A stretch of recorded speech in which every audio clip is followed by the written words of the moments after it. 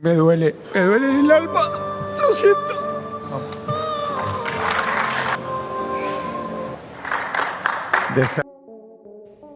আর্জেন্টিনার কোচের পদ থেকে বিদায় জানালেন লিওনেল স্কালোনি।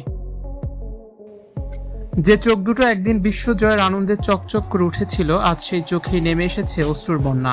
স্পেনের কাছে ফাইনাল হারের পর আজ নিজেকে সামলাতে পারলেন না আর্জেন্টিনার মাস্টারমাইন্ড লিওনেল স্ক্যালোনি। আবেগ, কান্না আর অনুশোচনায় ভেঙে পড়ে সংবাদ সম্মেলনে স্পষ্ট জানিয়ে দিলেন এই ব্যর্থতার গ্লানি তার আত্মাকে দুমড়ে মুচড়ে দিচ্ছে।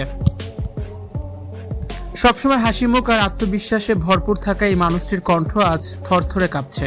সংবাদ সম্মেলনে নিজের ভবিষ্যৎ নিয়ে প্রশ্নের উত্তর দিতে গিয়ে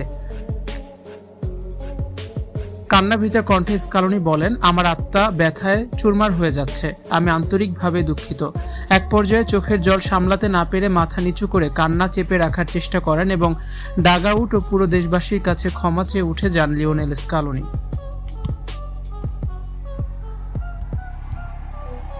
এই ট্র্যাজিক হারের ধাক্কায় আর্জেন্টিনার কোচের পদ থেকে সরে দাঁড়ানোর ইঙ্গিত দিয়েছেন স্কালোনি। চলতি বছরের ডিসেম্বর পর্যন্ত শেষবারের মতো ডাগআউটে থাকবেন তিনি। তবে জানুয়ারি থেকে ইতি ঘটছে তার এই রূপকথা তুল্য অধ্যায়ের।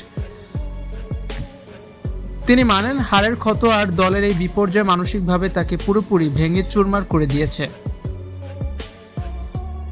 লিওনেল স্কালোনির বিদায়টা হয়তো সোনালী স্মৃতির উল্লাসে হলো না, হলো এক বুক দীর্ঘশ্বাস আর নোনা জলে।